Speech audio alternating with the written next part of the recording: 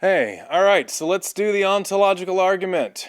Um, this argument is historically awesome, convoluted, confusing, disproven, proven, changed, not changed.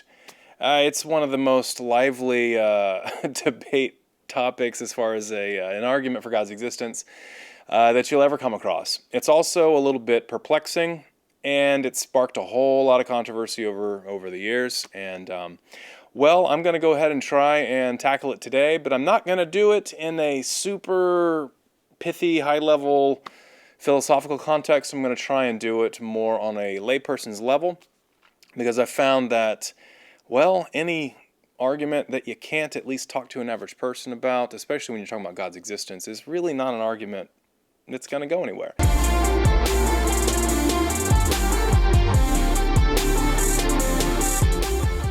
Yeah, in philosophical circles, there's a lot of loaded technical language and so forth. We're not going to really do as much of that today. We'll have a little bit of that, but I'm going to try and boil this down so that everybody can kind of understand and progress through this argument as it goes.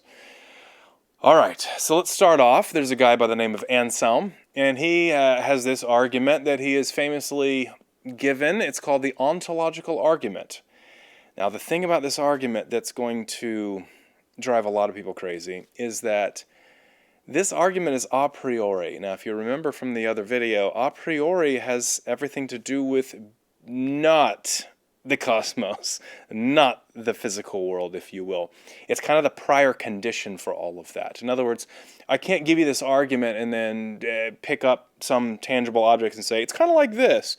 There's really no comparisons. It simply is what it is. And this argument is strange and sneaky because at first, you're not going to think that it's valid. You're just not. You're going to think it's kind of dumb. And then you're going to think about it for a while. And once it finally sinks in, you might have a response that is similar to a lot of famous philosophers who would say, wow, that's amazing.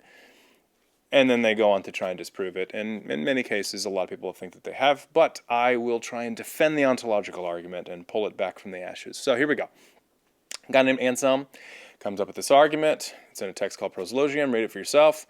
And it kind of came about as a meditation on God, if you will. And this meditation, he was trying to imagine God's greatness and his glory and blah, blah, blah. It's about 1000 AD, so they did this kind of thing in their ivory towers, I suppose. And the argument goes like this. I'm going to give you kind of my version of what he said. Starts off, number one, God is that than which nothing greater can be conceived. We'll come back to that. Number two, existence in reality is greater than only existing and understanding. We'll come back to that too. Now, the argument goes that is all you need. Those 2 points are all that you need in order to come to the conclusion that therefore God exists, or he must exist. It's logically inescapable that he must exist. All right, here's the part where you look at it and go, what are you talking about? So let me go through and see if I can walk you through how this works. Maybe I can successfully get this to make sense in your mind. All right, so point number one, God is that than which nothing greater can be conceived. What do we mean by that? Well, let's think of the term greatness. Great, you might say, is it's kind of a term that everybody has their own definition for. Well, what you think is great may not be what I think is great. Well, in a philosophical context, greatness actually has a very specific definition, at least how I'm using it. I'm using greatness to be simply that. Greater than all things. Greater as far as order of magnitude, power, if you will. So the word that I would go with is a term called omnipotence, or all-powerful. Literally can do anything. Nothing is impossible, even taking the laws of logic and reversing them. Whatever, it doesn't matter. The fact is, an omnipotent being, by definition, could do anything. And so when we're talking about greatness, we're talking about, I would argue, omnipotence.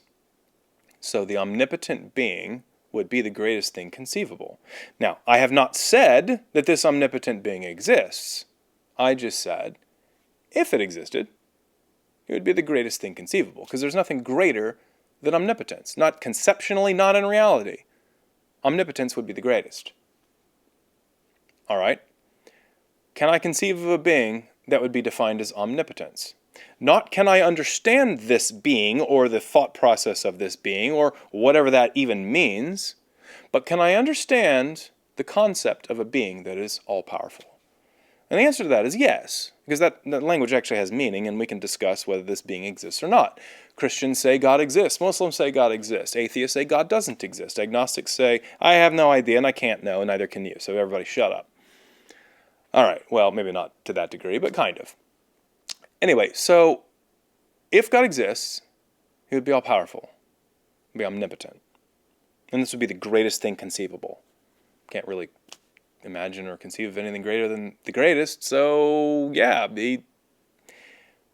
God is that than which nothing greater can be conceived. Not saying God exists. Maybe he does, maybe he doesn't. But the definition of the term is that than which nothing greater can be conceived. Omnipotence. All right. I think we got point number one. Point number two. Existence is greater than existence merely in the understanding. So one way that you could maybe understand this would be existence in the real tangible world is greater than the conceptual world. Now, some people might argue, well, if I'm conceiving of it, then it's neural activity. That actually exists too. So even conceptions and thoughts exist. And I wouldn't necessarily disagree with that. I think I would modify the term to be something like this, given modern physics. Existence is greater than non-existence. And by non-existence, I mean nothing, nada, not there. Literally non-existent. Okay, so point number two then would be essentially existence is greater than non-existence. Okay. How do we know that? All right, well, maybe if I wanted to prove this, I would say, all right, I tell you what, I have a $100 bill in my pocket and I have a $100 bill in my mind. Which one do you want?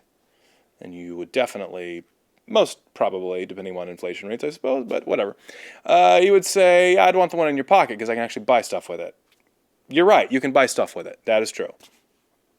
But again, isn't that a judgment call? Which would you prefer? Like if it's smallpox, the real versus the imaginary, you would take the imaginary, right? You might even say that Marxism is a concept that has never been fully realized in reality, and yet it has killed 100+ million people in the last 80 years.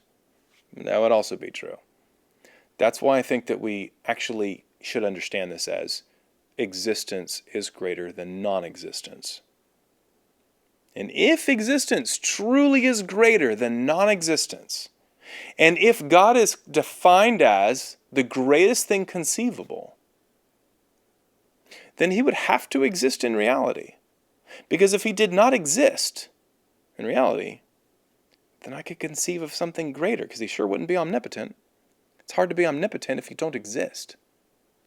If you don't exist, you don't have omnipotence at all. So you have to exist. God has to exist. He must exist. By definition, he would have to exist in reality. Okay.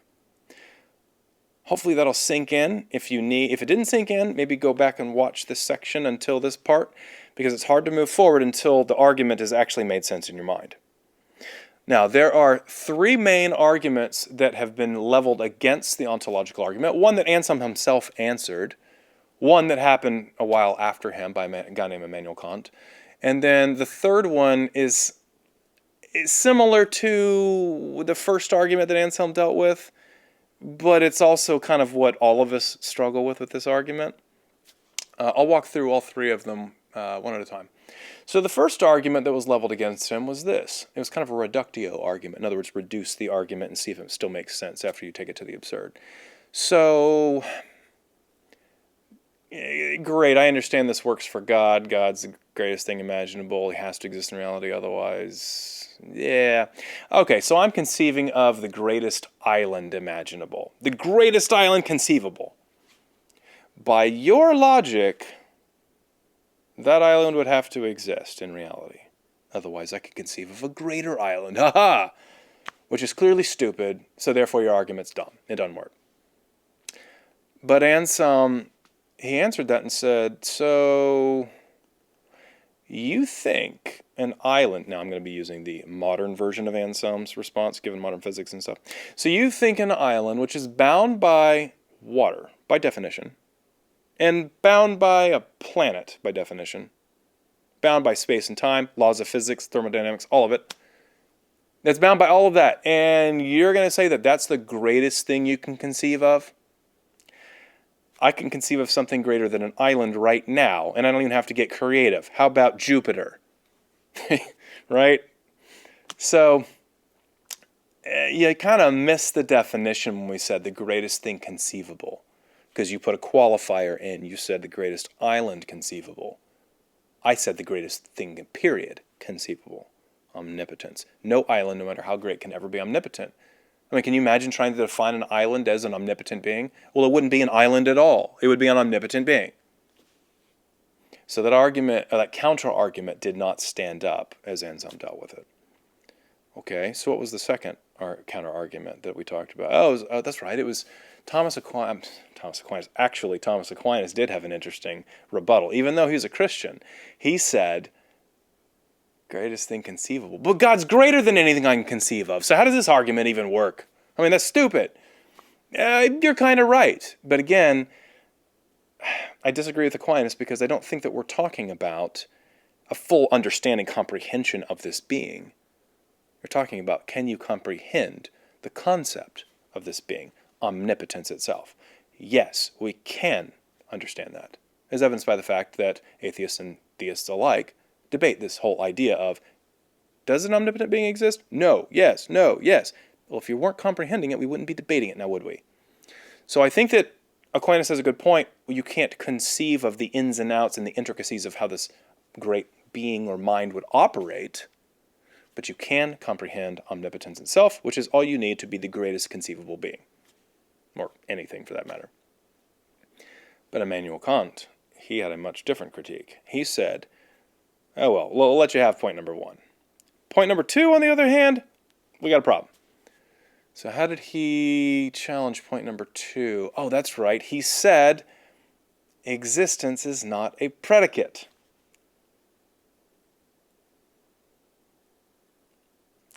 And most people watching this video are going, I don't want to be the guy that asked, but what's a predicate? Man, isn't that something we did in like 5th grade? Come on, man, predicate. All right, so let me kind of walk you through what he meant by this, because he didn't mean it in the exact same way maybe that an English teacher is going to mean it.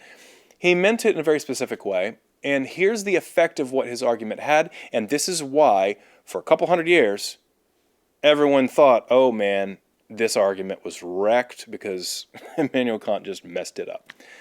And he has a point. So here's what he says. He says, existence is not a predicate, and by predicate I mean changes the definition of the subject. So for instance, if I say, I have a horse. Hey Webster, I have a horse. And Webster grabs his dictionary and says, horse. Entry, got it, go ahead. And I say, hey Webster, this horse is tall. Horse. Definition, tall.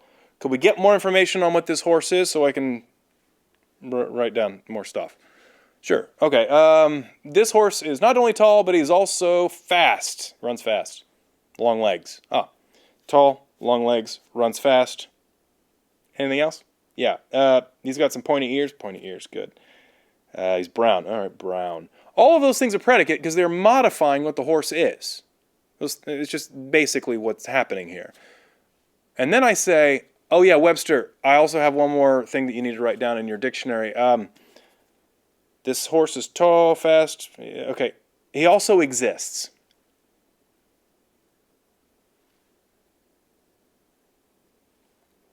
Okay. What do I write down? Well, the answer is you don't write anything down because existence isn't a predicate. It's not really changing the definition of a horse. If I say he's tall, that changes the definition of a horse. I can have tall, short, whatever, right? It's something that you can change the definition. It affects the real world, but if he exists or he doesn't exist, it doesn't really change the definition. Nothing in the definition changes. It's still the same horse. So if existence isn't a predicate, then saying God must exist doesn't make any sense. Or God exists doesn't mean anything different than saying he doesn't exist. Because existence is not a great-making property. Remember back to the example of, say, Marxism. Marxism doesn't technically exist. I realize that you can say it kind of exists because it's in the mind and carbon and chemicals, whatever. It doesn't technically exist. It's never been realized. It's never been fully realized anywhere in the world, and yet it's caused the deaths of hundreds of millions of people. True. But at the same time, it doesn't change its greatness. It doesn't make the definition change at all. Marxism is Marxism, whether it's been realized or not. So existence isn't a great-making property. So by saying existence is not a predicate, this argument falls, because if any point in this argument falls, the whole argument falls. So how in the world did this argument survive? Why is it still around? Why are we talking about it as if it in any way is a valid argument? Well, that's a good question. Enter a guy by the name of Norman Malcolm, a philosopher, and again, not exactly what he's saying, but my version to you of what is being said by Norman Malcolm here. So Norman Malcolm comes in, and he says, hey, I think we kind of misunderstood what Anselm was saying. If you kind of continue a little further in the text, he's not saying existence is greater than non-existence. He's saying necessary existence is greater than non-existence, or anything else for that matter. Okay, so what? Who cares? What does that change? Well, according to Malcolm, it changes everything. How does it change everything? Good question, glad you asked. So here's how it changes everything. Necessary existence is much different than the concept of existence itself. So for instance, if I have necessary existence, that means I must exist in order for something else to be true. So for instance, if I were to define my horse and I were to say, all right, tall, blah, blah, blah, yes, yes, yes. Oh yeah, he also has necessary existence, and what I mean by that is if the horse doesn't exist, then reality falls apart? To which Webster goes, he's not a horse then. Are you talking about God? What are you talking about? Because Webster knows at this point in time that necessary existence is a predicate. It absolutely is a predicate. In fact, it is a great-making property. If you have necessary existence, generally, all things are dependent upon your existence, then that makes you the source of all things, the greatest thing conceivable, omnipotent. So actually, necessary existence really is a great-making property. And the argument that existence is not a predicate is not actually a valid argument anymore because it was more of a straw man argument, a faulty argument that was arguing against something Anselm did not intend to say, or actually didn't really say if you read the text. Necessary existence is a great-making property, and so we are back to the conclusion that if God is the greatest thing conceivable, omnipotence, he would have to have necessary existence. All things would be dependent upon him, by definition. So he must therefore exist in reality, because if he didn't, he wouldn't have necessary existence. In which case, he wouldn't even be the greatest thing conceivable that we're already conceiving. So God's existence is the prior condition to even conceiving of God.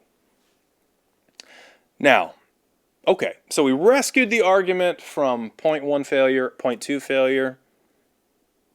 So it's valid, right? This is a valid argument. Like, there's nothing wrong with this argument at all. Except it just still feels weird, doesn't it? Like, really? We're going to sit here and give a definition of God, and we're going to sit here and say, this somehow proves God's existence? Congratulations. We're just doing one big circle. It's like a circular reasoning, right? Yeah, it kind of feels that way. It kind of feels like cheating in a sense. I defined God as the greatest thing conceivable. Therefore, he'd have to have necessary existence. Therefore, he really exists.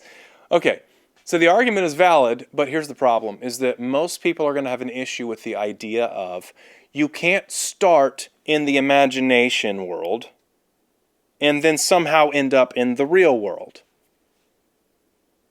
So, hypothetically, if God is the greatest conceivable thing, then he would hypothetically have necessary existence. Oh, well, I guess hypothetically he must exist, because if he didn't, then he wouldn't be the greatest thing hypothetically. Congratulations, God exists hypothetically, if you're going to hold true to what the argument is saying. And thus, the biggest problem with this argument that most people would point to, even if they don't have the language to point to it, I would argue, the biggest counter-argument to this argument is actually, how do you move from this hypothetical world and game to actual real world? That's where the modal ontological argument actually comes in. What is a modal ontological argument? Well, I will give you a hint. It's complicated. Sounds like everything else we've been doing, huh? All right, so let me give you the short version of it. I'll put the argument up here so you can kind of walk through it with me. But first I need to define a couple of terms. So maximally great being is a term we're going to have to define real quickly. What is a maximally great being? A maximally great being is a being that is, well, the greatest, as in great to the max.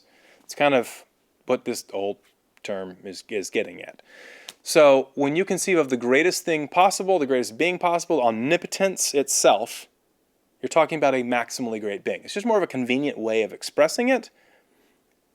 It does have some kind of loaded terminology to it, but it's fine for our purposes. Maximally great being is the greatest thing conceivable. Hard stop. The end. That's it. All right. Do we understand what maximally great being is? Good. So let's move forward with this argument and let's see where this goes. All the while, we need to remember the point of this argument. It is kind of trying to show you we're not making an unfair leap from hypothetical world to real world. We're not trying to do one big begging the question circle. It's actually showing you, no, this is a valid argument. Like, this argument actually works. And it's not making unfair leaps or illogical leaps. That's where it's trying to go. All right, so let's see if it gets there. It is possible, number one, it is possible that a maximally great being exists. Okay, yeah. Because if you say it's not possible that a maximally great being exists, wouldn't you have to prove that? Wouldn't you have to demonstrate that God's existence is logically impossible? That a maximally great being, an omnipotent being, cannot exist? How could you possibly do that? So, it's conceivable, right? Okay, so let's move on. Point number two. If it is possible that a maximally great being exists, then a maximally great being exists in some possible world. Okay, first of all, we are not talking about alternate universes, parallel dimensions, all that kind of fun stuff. That is not where we're going with this. This is dealing with hypothetical realities, okay, you know what? Never mind. Think of it as more conceptual, more of a conceptual idea. Could I envision worlds of this nature? Could I envision a reality where this is so? So, if it is possible that a maximally great being exists, then a maximally great being exists in some possible world. In other words, if you say it's possible, then there has to be a reality in which this does make sense, in which this can exist. Okay, number three, if a maximally great being exists in some possible world, then it exists in every world. How's that? How do we get there? Just because it's possible doesn't mean it has to exist everywhere, in every possible conceivable world. Actually, that's because we said maximally great. So a maximally great being, if this maximally great being exists in one possible world, but not in another possible world, then it's impossible for him to exist because he wouldn't be maximally great. It's an impossibility. Okay?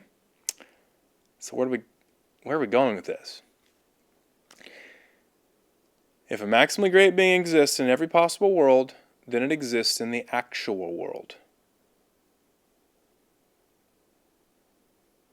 So if a maximally great being exists in a possible world, he has to exist in all possible worlds. If he exists in all possible worlds, he has to exist in the actual world, because at the end of the day, maximal greatness means existence in any means existence in all.